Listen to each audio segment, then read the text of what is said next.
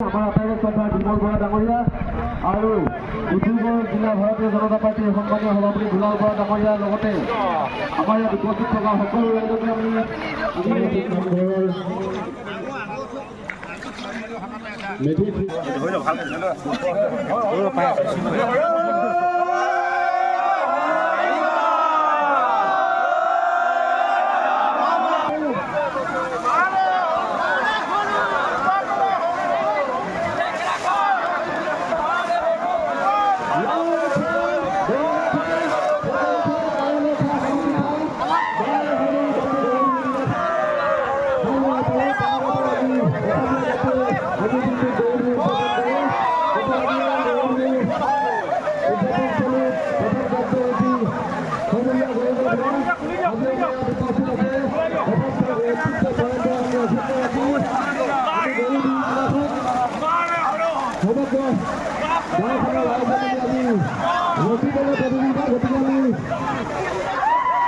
ৰচিকলা প্ৰতিযোগিতালৈ আগবাঢ়িছোঁ সকলোকে আমি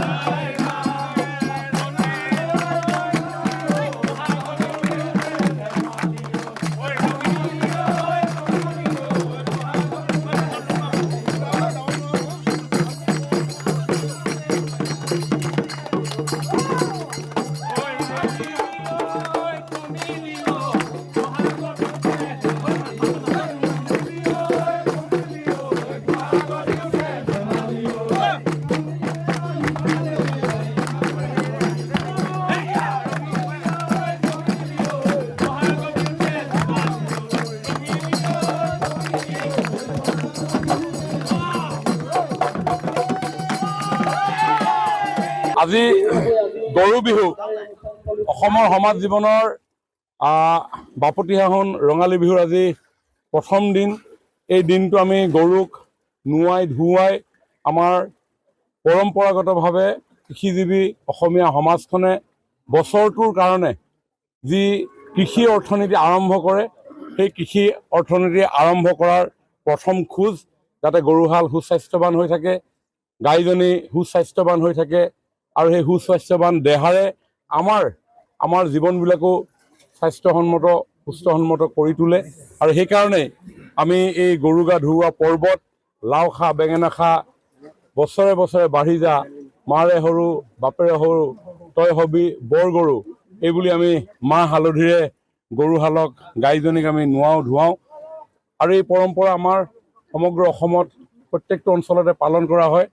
আমাৰ এই অঞ্চলৰো আমাৰ কমাৰচুক গাঁৱত নৱজ্যোতি যুৱ সংঘই প্ৰত্যেক বছৰে এই গৰু গা ধুওৱা কাৰ্যসূচী তেওঁলোকে গ্ৰহণ কৰি আহিছে। আৰু সমগ্ৰ অঞ্চলৰ ৰাইজ এই স্থানতে একত্ৰিত হৈ আমি এই গৰু গা ধুৱাই আহিছোঁ কেইবা বছৰো। কাৰণ আজিকালি বিহুৰ সময়ত বৰষুণ নহয়। আগতে আমি যেতিয়া সৰু হৈ আছিলোঁ তেতিয়া পথাৰসমূহত পানীৰে উপচি পৰে আৰু সকলোৱে নিজৰ চুক চুবুৰী গাঁৱৰ মানুহ লগ লাগি লৈ ওচৰৰ পথাৰখনলৈ গৰু গা ধুৱাবলৈ যায়।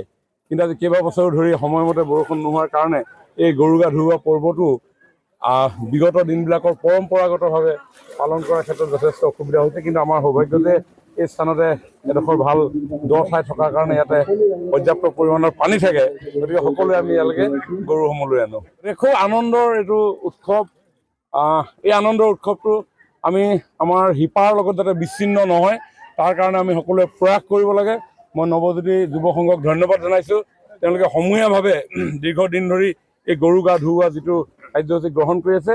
ইয়াৰ জৰিয়তে আমাৰ কণ কণ শিশুসকলেও গৰু গা ধুওৱাৰ এই পৰ্ব তেওঁলোকে উপভোগ কৰিবলৈ পাইছে। মই এই মুহূৰ্তত অসমৰ সকলো শ্ৰেণীৰ জনসাধাৰণলৈ মই আন্তৰিক বিহুববীয়া ওলগ আৰু শুভেচ্ছা জ্ঞাপন কৰিছোঁ।